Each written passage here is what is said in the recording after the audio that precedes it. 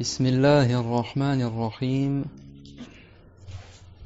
الحمد لله رب العالمين له النعمة وله الفضل وله الثناء الحسن وصلوات الله البر الرحيم والملائكة المقربين على سيدنا محمد أشرف المرسلين وحبيب رب العالمين وعلى جميع إخوانه النبيين اللهم علمنا ما جهلنا وذكرنا ما نسينا وانفعنا بما علمتنا وزدنا علما وإنا نعوذ بك من حال أهل النار اللهم وفقنا لما تحبه وترضى وارزقنا الإخلاص لوجهك الكريم اللهم لا سهل إلا ما جعلته سهلا وأنت يا حي يا قيوم تجعل الحزن إذا شئت سهلا اللهم اجعل أمري هذا سهلا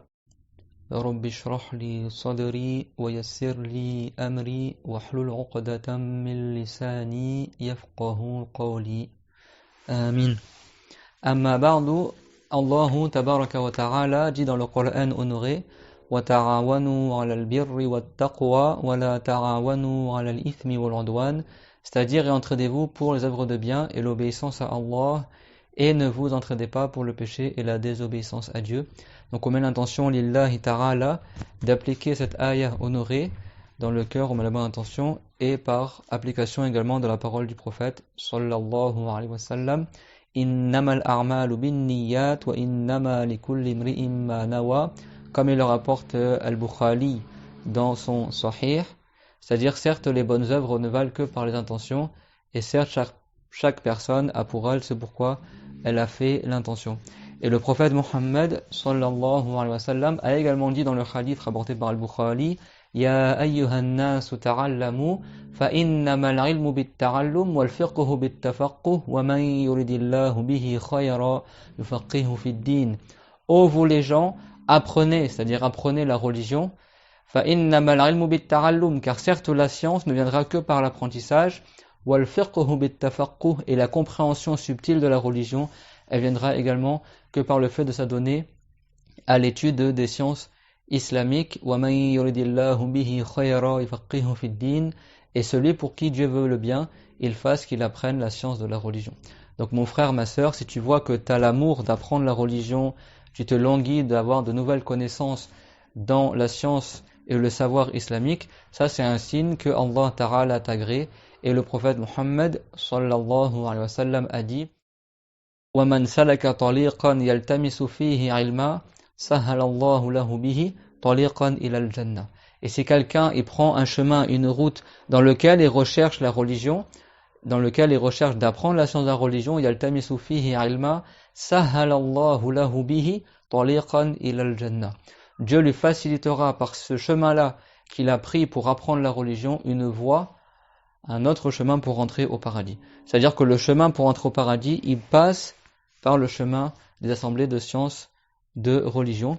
Et aujourd'hui, Inch'Allah, on va étudier un livre, en substance, Inch'Allah, un livre très connu dans le monde musulman, en Afrique et ailleurs, qui est le Mukhtasar, qu'on appelle Al-Akhdari, du cher Abdurrahman Al-Akhdari, d'accord, cher Sayyid Abdurrahman Al-Akhdari, qui est un mukhtasar concis, un résumé dans la science de la religion, qui est consacré principalement à la purification et la prière selon le rite de l'école malikite, et avec des utilités également en introduction qu'on va aborder, Inch'Allah, Donc j'ai choisi cette édition qui vient du Sénégal et qui est en écriture traditionnelle marocaine, parce que c'est dans cette écriture-là que j'ai commencé à apprendre l'arabe avec nos chers frères sénégalais. Donc je leur dis Jalal Jaf. Et on commence Inch'Allah Ta'ala le livre. Bismillahirrahmanirrahim. Wa sallallahu ala sayyidina Muhammad wa alihi wa sahbihi wa sallam. Donc l'auteur il commence par la basmala, d'accord, Bismillahirrahmanirrahim. Et ça c'est bien sûr par prise en exemple du Coran honoré, sachant que dans toutes les sourates du Coran il y a la basmala, sauf surat al-Tawbah, qu'on appelle aussi surat Bara'a, où il est interdit de la débuter en disant Bismillahirrahmanirrahim, Bara'atun min Allah. C'est surat Bara'a, parce que cette surat-là, elle est venue pour dévoiler les munafiqin, les hypocrites, qui étaient à l'époque du prophète, alayhi salam, qui combattaient l'islam, et du coup, la basmala qui a des significations de miséricorde, tout ça, elle ne concorde pas avec cette sourate qui avait dévoilé à l'époque du prophète alayhi salam les munafiqin. Et c'est pour ça que Ibn Abbas, Abdullah ibn Abbas, le cousin du prophète, il l'appelait al-Fadiha, la dévoileuse, d'accord, celle qui a dévoilé les munafiqin à l'époque du prophète alayhi salam. Mais toutes les sourates autres que celle-ci, dans le Coran, toutes les sourates du Coran sont débutées par la basmala.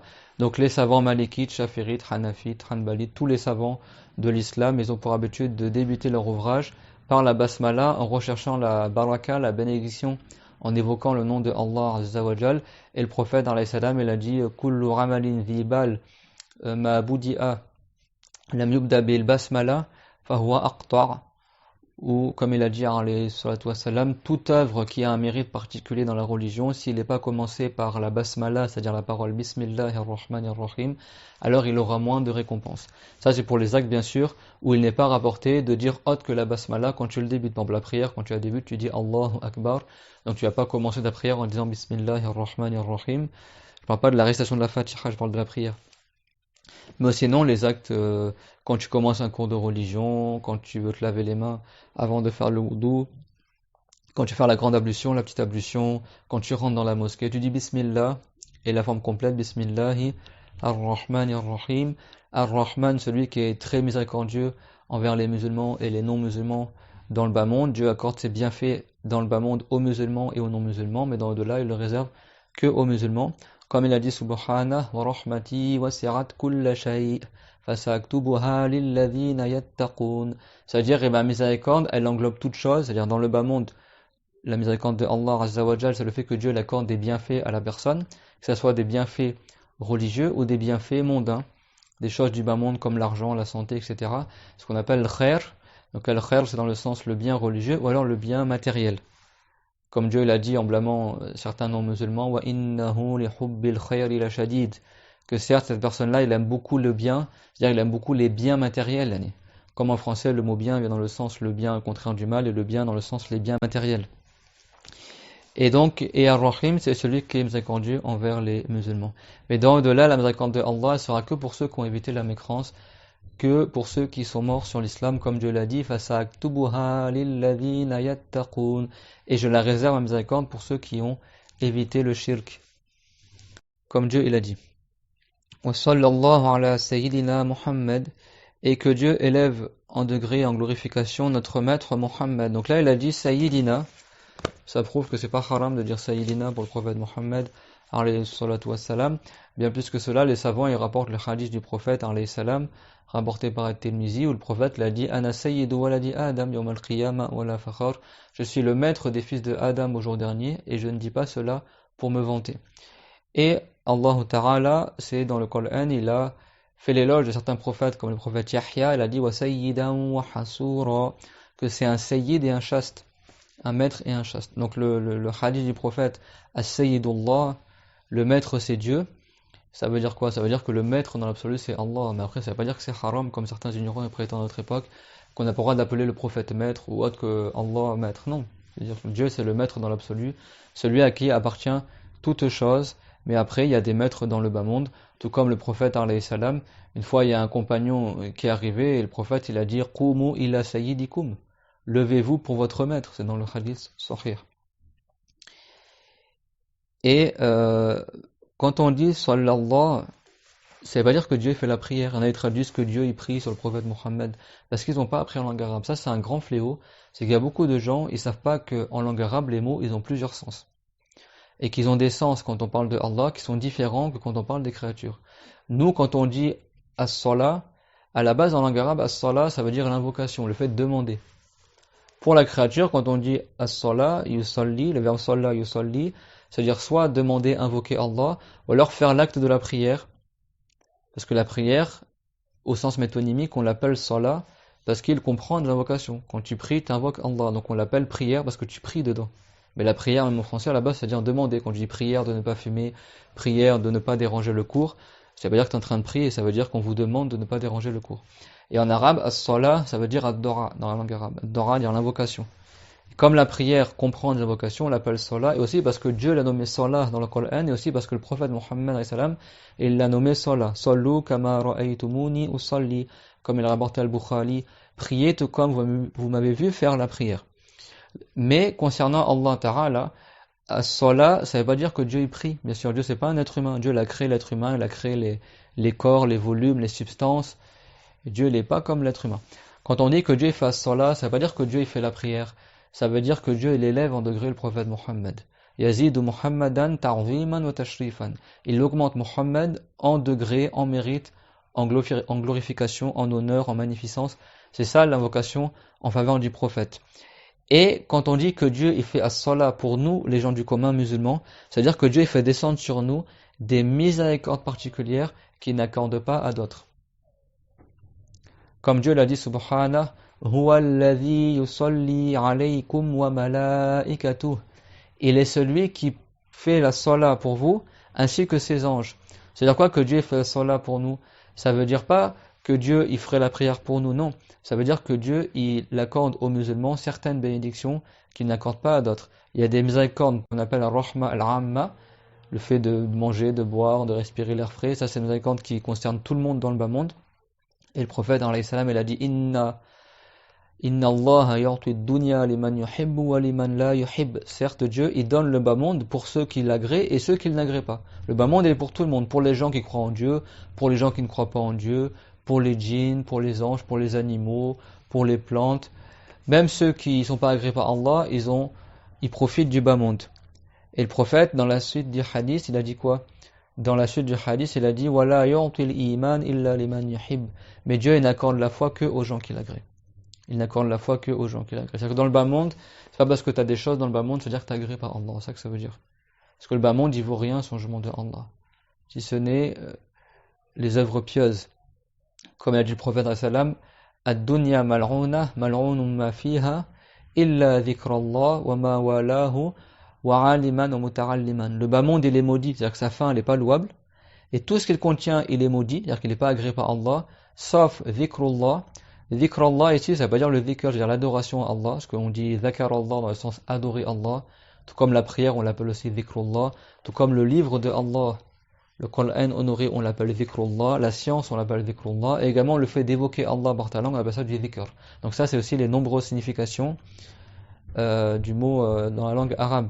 Un mot en langue arabe, c'est pas rare qu'il ait 20 sens différents, 15 sens différents. Le mot dhikr aussi, on l'emploie pour dire le livre révélé. Comme dans la parole de Allah Ta'ala, Fas'alu ahla dhikri in kuntum la ta'lamun, comme on l'a vu dans les cours précédents. Ici, ça veut dire demander aux gens du dhikr, aux gens du livre, ceux qui connaissent le livre de Allah. Ici, dhikr, c'est-à-dire le livre, al-kitab. Le livre, ceux qui ont appris le Coran, la signification du Coran. Et donc, Allah Ta'ala, comme c'est marqué dans le Coran, huwa alladhi yusalli alaykum wa malaikatuh, c'est-à-dire Dieu c'est lui qui fait descendre des miséricordes particulières sur les musulmans. C'est-à-dire que c'est une miséricorde qui est autre que le fait de respirer l'air pur, de manger, de boire, d'avoir la santé. C'est de la baraka que Dieu n'accorde qu'aux musulmans dans le bas monde. Wa malaikatuh, la salat de la part des anges, c'est que les anges ils demandent la miséricorde pour nous. Comme Dieu l'a dit, Inna Allah wa malaikatahu yusalluna ala nabi. Ya ayyuhalladhina amanu sallu alayhi wa sallimu taslima. C'est-à-dire, certes, Allah ait fait la salat pour le prophète. Donc maintenant, on a appris la religion, on a appris la signification de ces mots en arabe. C'est-à-dire quoi, Dieu ait fait la salat pour le prophète? Il élève en degré le prophète Muhammad alayhi salam. Wa malaikatu, ainsi que ses anges. Inna Allah wa malaikatah. Et les anges également, ils font as-salat pour le prophète, c'est-à-dire qu'ils invoquent Allah, qu'ils l'élèvent en degré le prophète Muhammad alayhi salam. Ya ayyuhalladhina amanu, ô vous les gens qui avez cru, sallu alayhi, invoquez en sa faveur qu'il soit élevé en degré, wa sallimu taslima, et demandez le salut pour lui, c'est-à-dire qu'on demande à Allah qu'il le préserve, qu'il préserve le prophète Muhammad alayhi salam de ce qu'il craint, et qu'il lui accorde la quiétude de ce qu'il craint pour sa communauté ou autre, parce que le prophète, comme Dieu l'a décrit dans le Coran, bil mu'minina ra'ufur rahim, que le prophète alayhi salam, il est compatissant et il a de la miséricorde envers les croyants. Et ça prouve que les noms de Allah également, on peut les utiliser pour beaucoup d'entre eux, pour les créatures, mais dans un sens qui est différent que le sens qu'on emploie pour Allah Ta'ala. La plupart des noms de Allah, on peut les employer pour Dieu et pour autre que Dieu. Comme Kabir, Alim. Dieu dans le Coran, il a décrit le prophète Ishaq étant Alim. Également Kabir, quelqu'un il est grand. Dieu est grand par sa puissance, par sa volonté, par sa science, par son mérite. Donc c'est pas une grandeur comme notre grandeur à nous. Mais le mot est le même. C'est pour ça que, comme on a vu dans les cours précédents, il y a ce qu'on appelle ittifaq fil lafaz, irtilaf fil marna, c'est-à-dire qu'il y a des fois une convergence dans le terme, c'est le même terme qui est utilisé, mais il y a une divergence dans la signification. Faire attention à ça, pourquoi? Parce que beaucoup de gens qui traduisent des livres en arabe, en français, qu'est-ce qu'ils font? Et ça en Afrique ou autre, ils traduisent mot à mot, et quand ça parle de Allah Azza wa Jal, ils traduisent comme si on parlait d'un humain. Donc ils vont dire Dieu le gentil, Dieu le grand, Dieu l'affectueux, ils vont traduire comme si Al-Latif, Al-Wadoud, Al-Kabir, tu es en train de parler d'un être humain. Et non, il y a des mots, Latif, ça veut dire que Dieu est miséricordieux. Ça veut dire que Dieu est gentil. Ou alors ça veut dire que Dieu ne peut pas l'imaginer, ou alors ça veut dire que Dieu, il connaît le secret de toutes choses. Ça est la signification du nom Al-Latif. Dieu l'a parmi ses noms As-Salam. Salam en arabe, ça veut dire le salut aussi, c'est ça qu'on dit que le salam soit sur le prophète. On dit Assalamu alaykum. Certains compagnons, dans la prière, ils disaient Assalamu ala Allah. Que le salam soit Allah. Et le prophète, alayhi salam, comme c'est rapporté dans les hadiths Sahih, dans le Bukhari et d'autres, il a dit, ou dans le Muslim, il a dit La taqulu assalamu ala Allah. Ne dites pas que le salut est à Dieu. Fa inna Allah huwa as-salam. Car certes, c'est Dieu qui est nommé as-salam. Mais ça, c'est as-salam dans un sens autre que le salam qu'on se passe. As-salam, comme il a dit Zakaria al-Ansari dans son livre Fath al-Wahhab, dans le chapitre du Hajj, quand il parle des invocations que tu fais quand tu vois la Kaaba ou des choses comme ça, et ben Allahumma anta as-salam wa minka as-salam jusqu'à la fin de la Dora. Et après, il a expliqué la signification du mot as-salam et il a dit as-salimu min kulli naqsin wa aib. Celui qui n'a aucun défaut. Donc as-salam pour Dieu, ça veut pas dire la paix. C'est-à-dire celui qui n'a aucun défaut. Mais c'est pas rare de trouver des gens qui ont soi-disant appris l'arabe, qui vont traduire en français, ils vont dire Dieu, on l'appelle la paix, ou que sais-je. Parce qu'ils n'ont pas appris les différents sens des mots en arabe. Wa sallallahu ala sayyidina Muhammad wa alihi wa sahbihi wa sallam. Les al du prophète, on a déjà vu ça dans les cours sur la prière, les sunnahs de la prière, je vous y renvoie. Même si c'était un cours dans l'école de Shafiri, moi je suis Shafirite Malikite, j'ai appris dans l'école Malikite, dans l'école Shafirite. Donc tantôt on peut faire cours dans l'école Shafirite, tantôt dans l'école Malikite. Rahimahumallah, l'imam Malik c'était le cher de l'imam Shafiri, et c'est deux grandes écoles de jurisprudence comme l'école Hanbalite, comme l'école Hanafite, et comme les grandes écoles de jurisprudence parmi les compagnons, les salafs et les gens du khalaf. Mais celles qui sont les plus connues aujourd'hui, c'est la plus ancienne, c'est Hanafite, l'école de An-Nu'man ibn Thabit, Abu Hanifa. Après lui, il y a eu l'imam Malik ibn Anas, qui a eu comme élève l'imam al-Shafiri Muhammad ibn Idris, qui a eu comme élève l'imam Ahmad ibn Hanbal.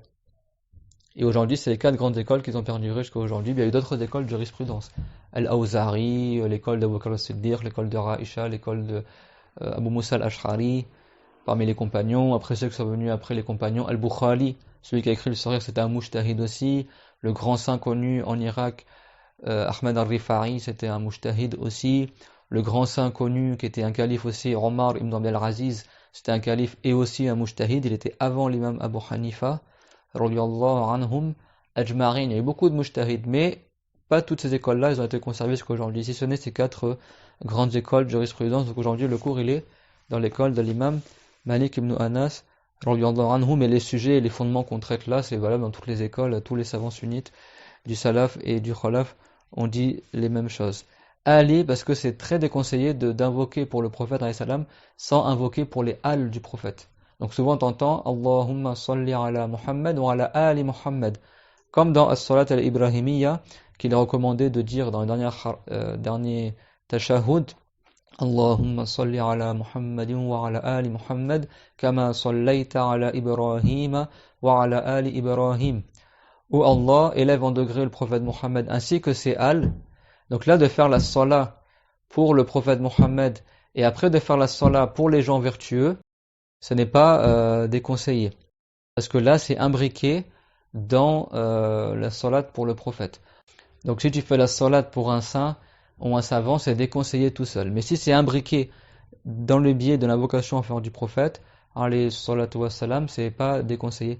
Donc al, ça veut dire soit tous les croyants pieux de la communauté de la Ummah du prophète Mohammed, soit les proches parents musulmans du prophète, sallallahu alayhi wa sallam, comme son oncle Al-Abbas, ses cousins Al-Fadl ibn Abbas, Amr ibn Abbas, et l'imam Ali, Ja'far, Aqil et d'autres.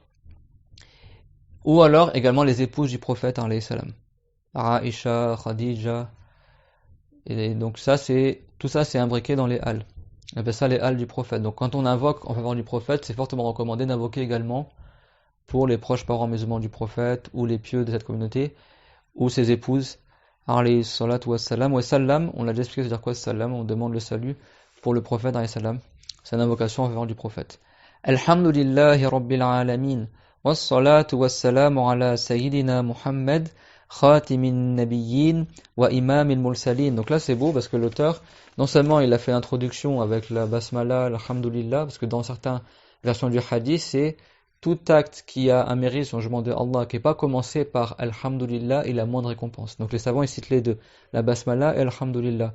Et après il continue son introduction et il refait l'invocation en faveur du prophète, alayhi salam, et il refait l'invocation en faveur des al. Et là il rajoute, il dit que la louange est à Allah, le Seigneur des mondes, al-alamin. C'est le pluriel de Ra'alam. Ra'alam, c'est un mot qui est en apparence singulier, mais en réalité qui a la valeur d'un pluriel. Comme ça rapporté dans les livres de langue arabe, etc. C'est un mufrad bimarna al-jama' et ça désigne l'ensemble de la création. Tous les groupes de créatures, on appelle ça un Ra'alam. Le groupe des anges, c'est le Ra'alam des anges. Le groupe des djinns, le Ra'alam des djinns. On pourrait traduire ça par un monde. Et donc Dieu, c'est celui qui a créé tous les mondes, qui a créé tous les groupes de créatures. Donc on l'appelle Rabbul Alamin, c'est-à-dire Khaliqul Alamin, Malikul Alamin, celui à qui appartient toutes les créatures, celui qui a créé toutes les créatures, donc il ne ressemble pas à ce qu'il a créé. Les anges, ce sont des corps impalpables, donc Dieu n'est pas un corps impalpable comme la lumière, l'air et l'âme. Et les humains sont des corps palpables, et Dieu ne ressemble pas au corps palpable. Il est Rabbul Alamin, celui qui a créé les djinns, les anges et les humains et tout l'ensemble de la création, et ne ressemble pas à ce qu'il a créé.